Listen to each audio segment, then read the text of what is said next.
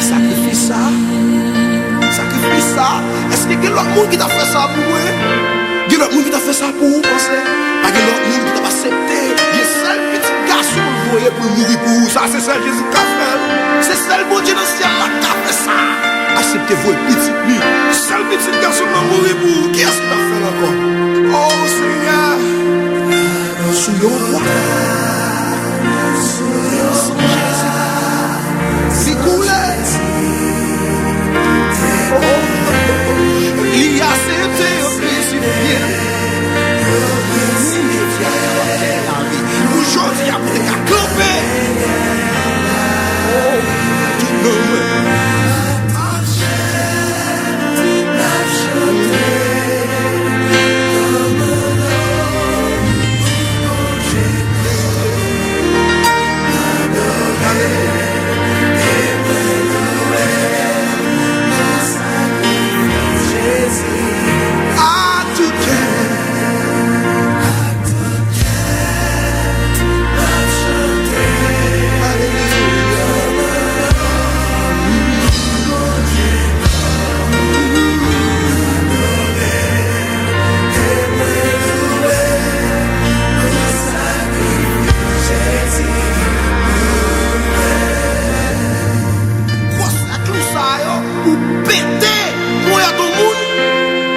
Imaginez qui douleur.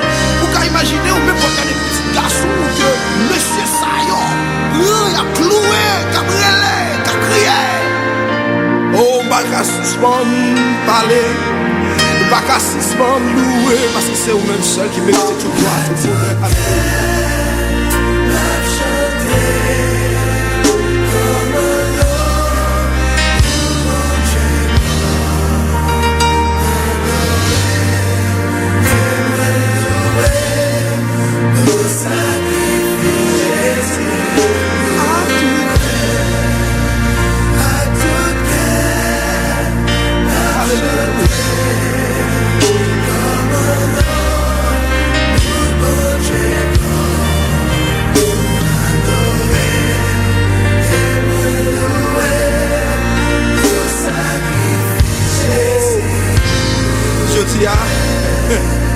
Ou même qui sont ou tristes, ou même qui sont découragés dans la vie qui t'aiment sur. Il y a un monde qui t'aime mourir pour.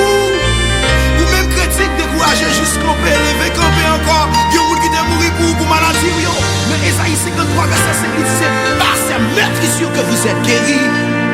Quelle que soit maladie là, vous guéris le moment ça. Juste pour recevoir béni, béni, béni, ou guéri au nom de Jésus-Christ.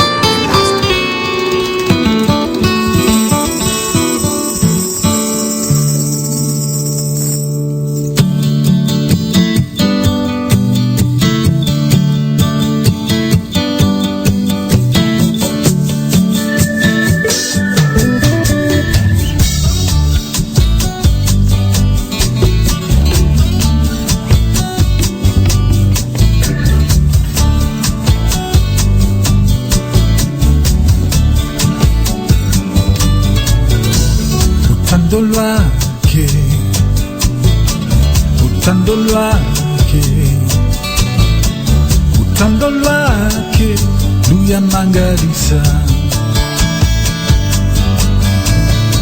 sihamba naye, sihlala naye, silala naye, sibuka naye. L'amour de Dieu est un mystère, nous sommes tous émerveillés. Il prend soin de nous comme un père, il ne nous quitte jamais. Oh, alléluia, même pendant la nuit, il est là.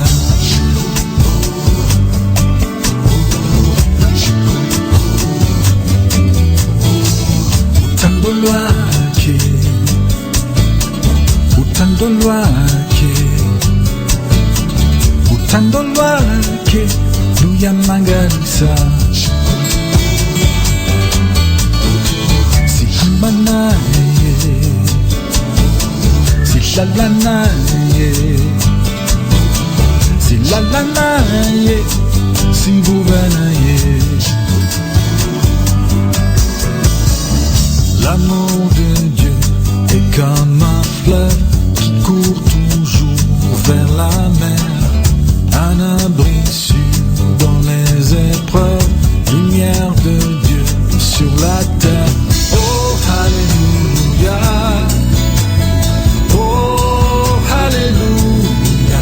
Quand nous sortons, il est là. Quand nous restons, il est là. Quand nous dormons, il est là.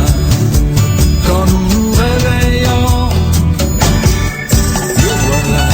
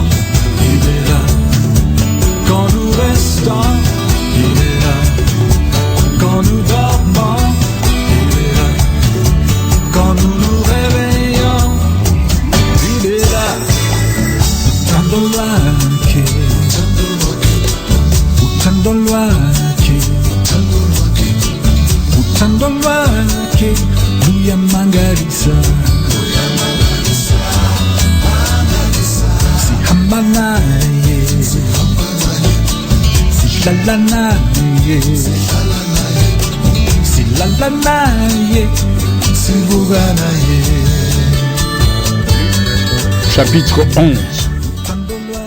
Un jour, quelque part, Jésus est en train de prier. Quand il a fini, un de ses disciples lui dit : Jean-Baptiste a appris à prier à ses disciples. Toi aussi, Seigneur, apprends-nous à prier. Jésus leur dit : Quand vous priez, dites ceci. Père, ton nom est saint. Fais que tout le monde le connaisse.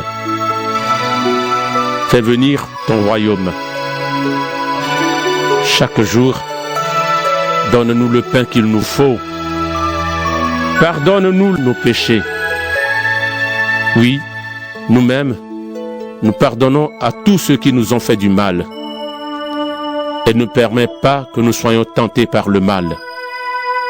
Jésus leur dit encore : Supposons ceci. Vous avez un ami. Vous allez chez lui au milieu de la nuit et vous lui dites : Mon ami, prête-moi 3 pains. En effet, un de mes amis vient d'arriver de voyage chez moi et je n'ai rien à lui offrir. Votre ami vous répond peut-être de l'intérieur de la maison : Laisse-moi tranquille, j'ai déjà fermé la porte. Mes enfants et moi, nous sommes couchés. Je ne peux pas me lever pour te donner du pain. Eh bien, pourtant, je vous le dis, votre ami va se lever et il va vous donner tout ce qu'il vous faut. Il ne le fera peut-être pas seulement parce qu'il est votre ami, mais parce que vous continuez à demander sans vous gêner. C'est pourquoi, moi je vous le dis, demandez et on vous donnera. Cherchez et vous trouverez. Frappez à la porte et on vous ouvrira. Oui, celui qui demande reçoit. Celui qui cherche trouve. Et celui qui frappe à la porte, on lui ouvre. Chez vous, quand un enfant demande du poisson à son père, le père ne lui donne pas un serpent à la place du poisson. Et quand un enfant demande un œuf, son père ne lui donne pas un scorpion. Vous êtes mauvais, et pourtant vous savez donner de bonnes choses à vos enfants. Alors, ceci est encore plus sûr. Le Père qui est au ciel donnera l'Esprit Saint à ceux qui le lui demandent. Un jour, Jésus guérit un homme muet en chassant l'esprit mauvais qui est en lui. L'esprit mauvais sort de l'homme et le muet se met à parler. Alors les foules qui sont là sont très étonnées. Mais certains disent: c'est Satan, le chef des esprits mauvais, qui donne à Jésus le pouvoir de chasser ces esprits. D'autres veulent tendre un piège à Jésus. Ils lui disent: fais un miracle devant nous. Ici, tu prouveras que c'est Dieu qui t'envoie. Mais Jésus connaît leurs pensées. Il leur dit: quand les habitants d'un royaume font la guerre entre eux, le royaume est détruit, et les maisons tombent les unes sur les autres. Vous dites, c'est Satan qui lui donne le pouvoir de chasser les esprits mauvais. Donc, Satan est en guerre contre lui-même. Mais alors, comment est-ce que son royaume va continuer à exister? Si Satan me donne le pouvoir de chasser des esprits mauvais, alors, qui donne à vos amis le pouvoir de chasser ces esprits? C'est pourquoi vos amis eux-mêmes montrent que vous avez tort. Mais moi, c'est Dieu qui me donne le pouvoir de chasser les esprits mauvais. Donc, le royaume de Dieu est arrivé jusqu'à vous. Quand un homme fort et bien armé garde sa maison, ses richesses sont en sécurité. Il n'a pas peur parce qu'il est bien armé. Mais quand un homme plus fort que lui arrive, le plus fort est vainqueur. Il prend même les armes de l'homme fort et il distribue tout ce qu'il a pris. Celui qui n'est pas avec moi est contre moi. Celui qui ne m'aide pas à rassembler le troupeau, il le fait partir de tous les côtés. Quand un esprit mauvais est sorti d'une personne où il habitait, il va et vient dans des endroits secs. Il cherche un lieu pour se reposer, mais il n'en trouve pas. Alors il se dit, je vais retourner dans la maison que j'ai quittée. Il y retourne. Il voit que la maison est balayée et bien en ordre. Il va donc chercher 7 autres esprits encore plus mauvais que lui. Ils entrent et ils s'installent dans la maison. Après cela, la personne est dans un état encore plus grave qu'au début. Quand Jésus a dit cela, une femme dans la foule lui dit d'une voix forte: elle est heureuse, la femme qui t'a porté dans son ventre et qui t'a nourri de son lait. Et Jésus répond: dis plutôt, ils sont heureux ceux qui écoutent la parole de Dieu et qui lui obéissent. Des foules très nombreuses viennent autour de Jésus. Alors il se met à leur dire: les gens d'aujourd'hui sont mauvais. Ils demandent un miracle, mais les gens verront un seul miracle. Ce qui est arrivé au prophète Jonas. En effet, Jonas a été un signe pour les habitants de Ninive. De la même façon, le Fils de l'homme sera un signe pour les gens d'aujourd'hui. Les habitants de Ninive ont changé leur vie quand ils ont entendu Jonas. Et il y a ici quelqu'un de plus important que Jonas.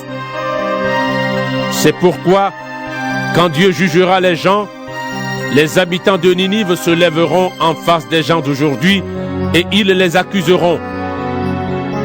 La reine du pays du Sud est venue du bout du monde pour entendre les paroles pleines de sagesse de Salomon.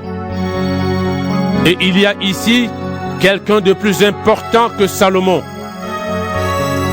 C'est pourquoi, le jour du jugement, la reine du pays du Sud se lèvera en face des gens d'aujourd'hui et elle les accusera. Quand on allume une lampe, ce n'est pas pour la cacher ou pour la couvrir avec un seau. Au contraire, on la met bien en haut et ceux qui entrent dans la maison voient la lumière. Les yeux sont la lampe de ton corps.